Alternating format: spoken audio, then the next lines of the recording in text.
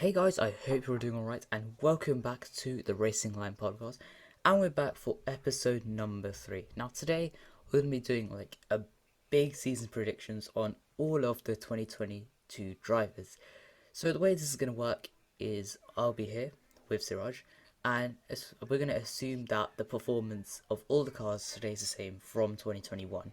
So we're going to go off the fact that the Red Bull and Mercedes cars were pretty much level pegging. The Ferrari, then McLaren, then Alpine, and so on and so forth. Obviously, this is not going to be the case, but it's just to gauge the drivers on pure skill alone as to how well they will do. So, Siraj, let's start off. So let's start off with Mercedes and more specifically Hamilton. I believe that he will still be as competitive as he's been for the past 5, 6 years. And, last year he got denied on the last lap for an eighth world title. But I think that this year he might be able to get it, he might not. But either way, he'll still be massively in contention for it simply based on his skill. Yeah, I feel like realistically the Mercedes car is not going to be falling off massively, and I feel like he will definitely want that eighth world title in the next few years. If he does get it this year, then I feel like he will retire for 2023. But yeah, of course, that just remains to be seen. Uh, Over on the other side of the garage, it was George Russell. Now, of course, Russell is in his first season for Mercedes, and considering Sakir, I feel like he will do bits because um, he was up against Bottas, who'd been in that car since 2017, and he just completely wiped the floor with him. And I don't see why he will do badly, considering he just adapted to that car like immediately and incredibly well. Like, so much thoughts on that. Yeah, I completely agree with you. Based on how he did in Sakir, I think we all know he could have definitely won that race had Mercedes pit crew not had their blunder. But yeah, he's shown some terrific pace. He had that one amazing overtake around the outside of Bottas. And yeah, I think that just shows that when he comes into the car for the 2022 season, he'll be ready right from the get go to not only be challenging whoever the constructors' title rivals are, but also probably Hamilton.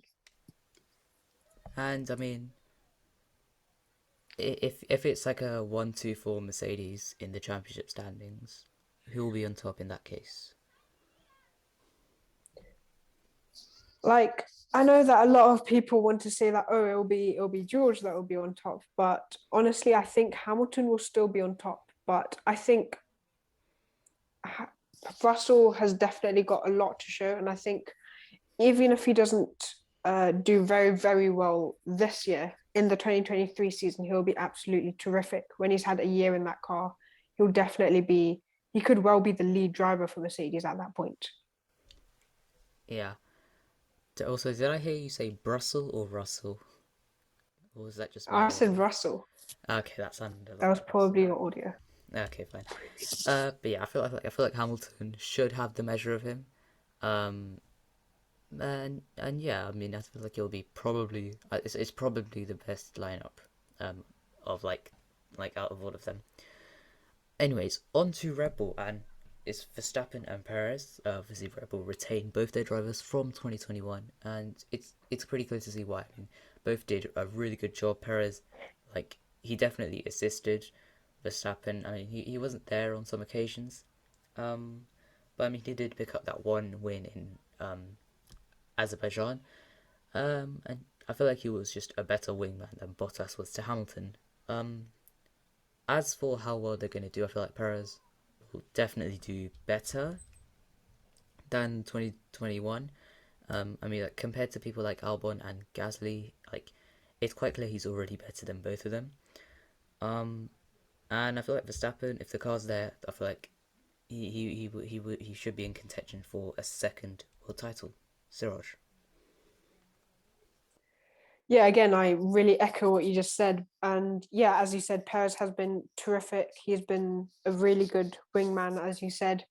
Yeah, like for example, in Baku, where Verstappen crashed out due to his tire failure, Perez was there to defend Hamilton, I guess, and also to claim the win there, which got Red Bull the constructors' points that they wanted from there. And just throughout the whole season, I think he got 5 podiums, I believe. And yeah, obviously, I mean, that was way more than Albon and Gasly got at Red Bull. So it shows that Perez immediately got used to the car. And I think in 2022, he could really be up there fighting Verstappen very hard. Yes, up there he will be indeed. Ferrari. Now, a lot of people are saying they will be championship winners this season, and I feel like it's pretty clear why. Personally, I don't think they will be. But considering the budget they have and how like in relatively short succession they went from like um, top of the bottom field in 2022 to top of the midfield, and so I mean it's only like natural that they'll probably be like right up there with Mercedes and Red Bull as they were in like 2018 and 19. Um, as for them being champions, I don't really know about that because um, like Mercedes and Red Bull aren't going to go anywhere anytime soon. But considering the line they have, I feel like theirs is probably second best along with Verstappen and Perez in terms of like driver lineups because I mean they've got Leclerc who's obviously amazing and they've got Sainz who in his first season for Ferrari like just like straight out beat Leclerc, which is amazing. So yeah, I mean it'll be fun to see what happens between those two, right, Siraj? Yeah, Ferrari, as you said, had such a big jump from the 2020 season where they were so far down to 2021 where they were at the end they were really right up there fighting McLaren so hard that they at the end of the season they managed to take the third in the constructors title. So yeah, I think that just based on their driver lineup alone, they are two talented drivers, Charles Leclerc and Carlos Sainz, and I think that it's very possible that they could not only challenge McLaren even harder in the 2022 season, but maybe even really step up the fight back to where they were in like 2019 and 18, fighting Mercedes and Red Bull. Yeah, I mean that will just I feel like for the top like five-ish teams it will like purely depend on the car because the driver lineups are like amazing. So I feel like if everyone was equal cars, it'll be like it will just be like it would just be like an online lobby minus the like craziness. It would just be like everyone is everywhere. Like you got Williams winning or something like that. Um, but yeah, we'll get to Williams later. Anyways, on to Tape McLaren. 53. Right. Anyways, on to McLaren. For context, we had to take like we had to like redo this bit like 5 times because of background noise. Anyways, on to McLaren. Now, obviously, they finished fourth in the constructors in 2021. They also secured the only 1-2 of the season. I feel like their performance in 2022 it will be mainly judged on Ricardo because Lando, I mean, over the past like 2 years or so, he's just been like consistently up there. I feel like there's no reason as to like why he should like just suddenly fall off the pace. I feel like in the early part of the season, especially in 2020 and 2021, he was like third in the standings, which was amazing from him. So I feel like from the start of the season, especially Lando will do very well. Ricardo, on the other hand, of course, he had like a really bad start to the season. He obviously got that win, which definitely boosted his performance a bit. And towards the end of the season, he was like a lot closer to Lando. Um, into 2022 though, Siraj, how are things going to be for the Aussie? Like, I think all of us thought going into the 2021 season that obviously it will take Ricardo quite a bit of time to get used to the car, but then at the end of the day, going into that drive at McLaren, he was a 7-time race winner. So I was I about to thought say that. 7-time world champion. I mean, if Ricardo was a 7-time world champion, I'd be very happy, but let's not get ahead of ourselves here. Anyway, go on. Yeah, go on. Yeah, he was a 7-time race winner, and people thought that. Siraj, calm. focus. Relax. Is this going to be therapy for like the next half an hour of this? When he joined McLaren, he was a 7-time race winner. And I think a lot of people thought that he would obviously take some time to get used to the car, but then after that time had gone past, he would be a very quick driver and definitely help out McLaren with, their constructors' title aims.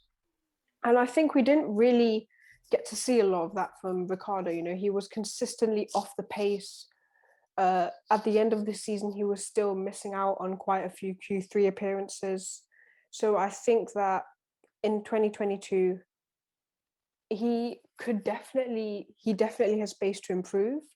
And I also think he will be able to, because a whole year of being in that car, after that, you can't even make excuses that it is to do with, oh, I'm still getting used to the car. I think that when he goes into the 2022 season, he'll be much, much better, and he'll definitely help McLaren with, at least staying in that top four spot in the constructors title.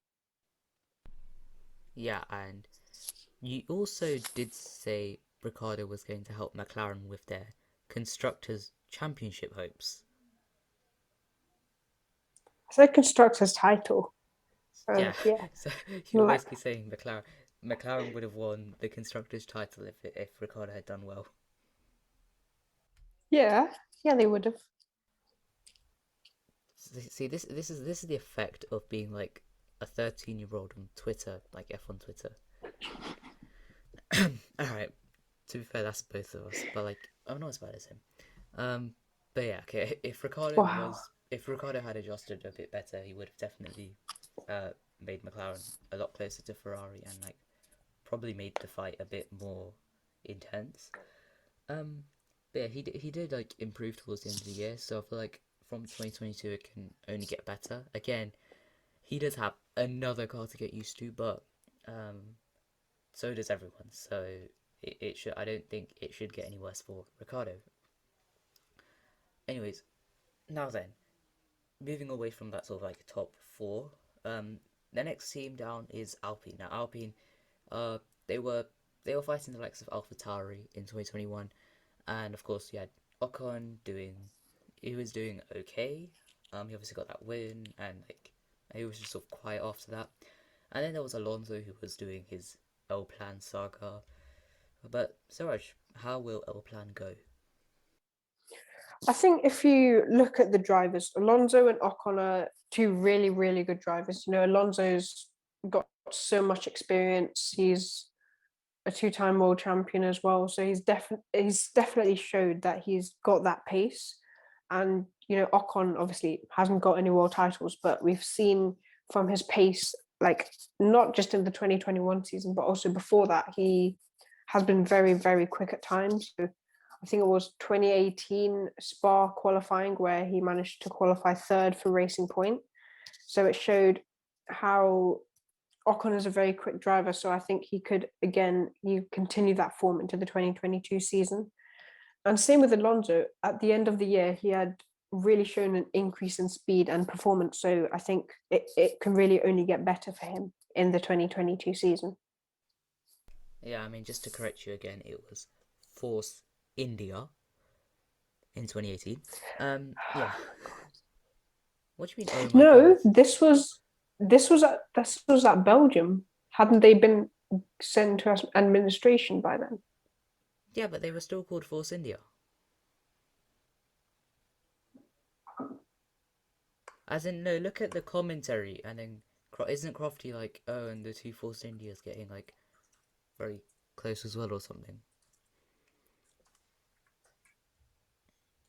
Yeah, it's still Force India, right? Okay, yeah, fair enough. Yes. I mean, yeah, if Force India hadn't gone like bankrupt and their owner hadn't been all dodgy and all that, I feel like Ocon would have only gotten better. Yeah, I feel like both drivers into 2022. Alonso, realistically, he's not gonna stay there for like any longer than like 2 years, in my opinion. Um, yeah, so I feel like in 2021, I mean in 2022, his main like goal will be just to like give as much feedback on the car as possible with, of course, his experience before. I mean, giving the seat to someone like Piastri, who I feel like definitely deserves it way more. I mean, if it's like another Nick De Vries scene where Piastri doesn't get an F1 seat, I will cry. But yeah, that's why money exists, right, Suraj? Yeah. Yeah. But anyways, moving on from that sad note, and we are going towards AlphaTauri. Now, AlphaTauri, in 2022, I mean, in 2022, realistically, no matter how good the regs are, they're not going to be championship winning because they will always have to bow down to Red Bull. So, for Gasly and Sonoda. Now, Gasly has been there for quite a while now. I feel like he's probably going to be looking for different options, so he'll probably want to end his time at AlphaTauri on a high. So, and also it's Gasly. I mean, he's consistently been putting the car in like fourth place, like qualifying and things like that.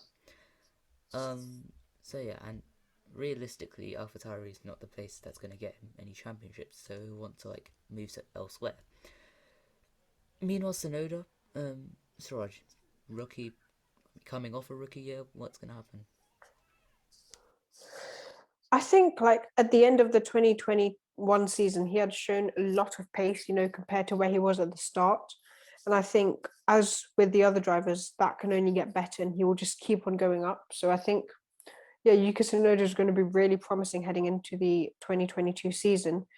As for Gasly, I completely agree with you that he probably doesn't want to stay with a team like AlphaTauri for much longer, where he knows that he'll never be able to, become world champion. So I think he'll, even when he's still at AlphaTauri, he will still drive as well as he has been for the past 2 years. 2020 and 2021 have definitely been his best seasons ever in his F1 career. So I think again he'll still be terrific in 2022, but he will definitely be looking to move on after that. Yeah, I mean, of course, AlphaTauri gave him like his first win, his first podium, but yeah, I mean, like everyone is starting to like realize that it's definitely time to move on for Gasly. For Sonoda, he's got another season to sort of make sure that what's his name? Helmut Marko. He's got another Franz Tost. no, Oh, Franz okay. Tost is like team principal. Yeah, Like Franz Tost is irrelevant. Let's be honest. sure. Yeah. Like Hamilton doesn't even know who he is. Yeah, yeah, that's true. Uh, yeah, I mean Hamilton doesn't even know who Franz Tost is. So, I mean, yeah, he's pretty much irrelevant. I mean, he's just there as team principal when realistically it's just Red Bull that handles everything. Okay, but anyways, back on topic. Sonoda, he's got another season to show Helmut Marko that he does deserve a seat in F1.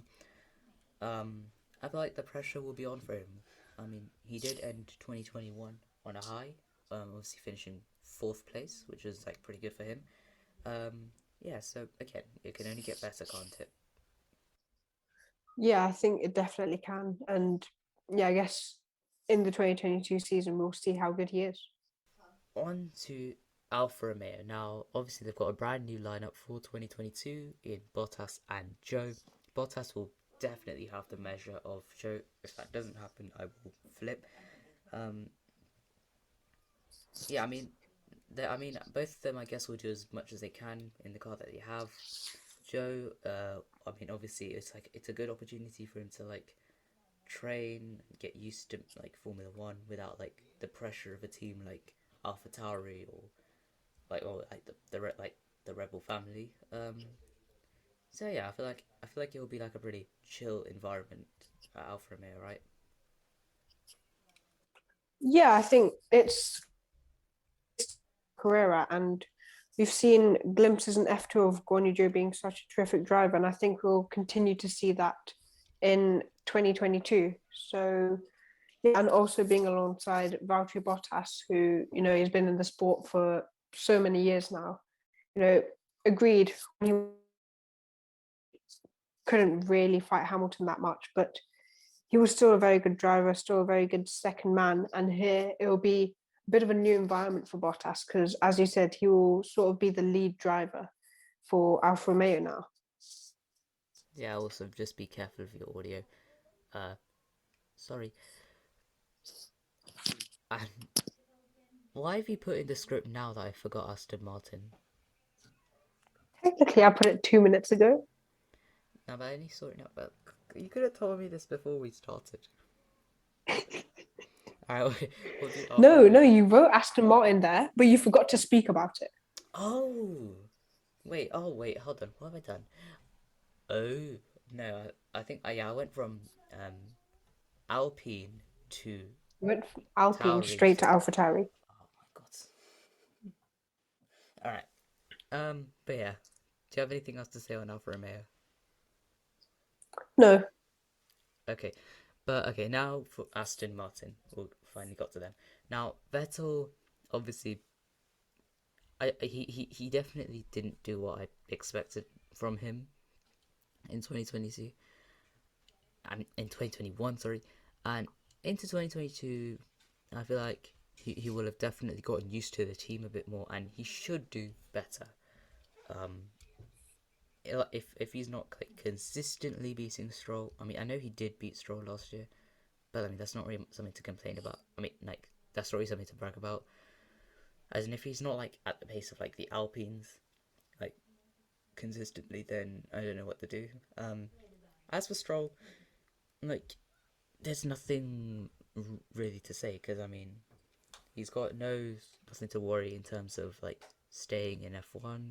Um, so I mean, I just he's just gonna drive as he is, right, Suraj?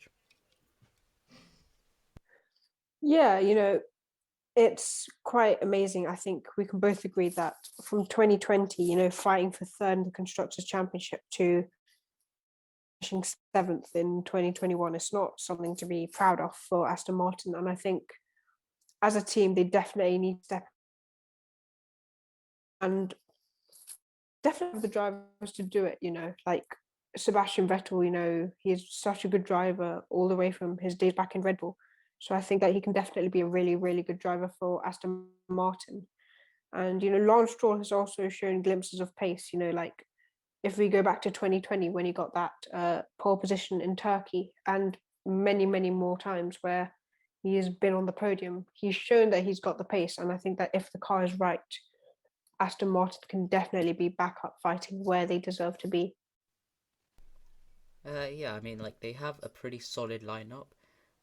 They've got a four-time champion on their side, and they've got Lance Stroll. Yeah. Um, I mean, like Stroll, he's definitely improved. He's not a bad driver by any means. I feel like now he does deserve a seat in F1 because like he's actually like quite good now. But yeah, we will see. Anyways, now onto the bottom like few teams. First, I mean, I realize Williams finished ahead of Alfa. Why have this script is so messed up? Anyways, on to Williams.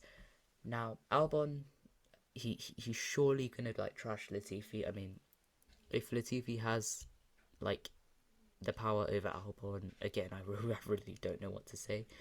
Um, like Albon, even though it's a new team, I feel like he'll definitely adjust quickly. He won't be under the pressure he was at Red Bull, so that'll be like quite refreshing for him. As for Latifi, like probably having gotten over what happened at like the season finale, I guess he'll just like keep going. I mean, Latifi is a really nice guy, and like he's definitely been improving as a driver. So I feel like it'll be good to see where um both of them can progress Williams.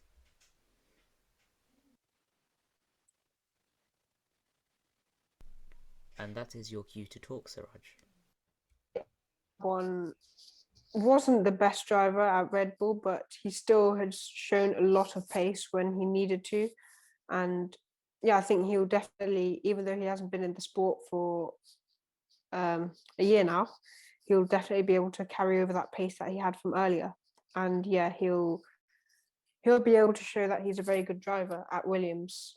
And he might do similar to what George Russell managed to do, in his years at Williams. And then going on to, Latifi, he's been there for a year now. No, 2 years, sorry. He's been there for 2 years and has shown that he is a very good driver. And of course, we haven't really talked a lot about just because Russ was been there performing so well. But I think we can all agree that Latifi is a very, very good driver, and alongside Albon, it will definitely be fun to see the fight that emerges between the two. Um, yeah, I mean, like, I was gonna make a point about Albon, but I've forgotten it. Yeah, this podcast is so bad. Uh, oh, I've forgotten what I was gonna say. Okay, we'll move past it. Finally, we arrive at Haas. Now, obviously, they've poured everything they have to the 2022 car, and if they're not like at least where Alfa Romeo is, I mean, I'm pretty sure they're just gonna sell out to like Uralkali or something. Um, because like considering the amount of time like they've put into their new car, or like what Gunter Steiner said at least, um, they should definitely be performing. I mean, they shouldn't be like 4 seconds off everyone else. As for their drivers, Mick, again, like, he had a pretty decent 2021 season. Made two Q2 appearances, and in a Haas that was really amazing. And at Hungary, obviously had that battle with Verstappen, which was also quite good.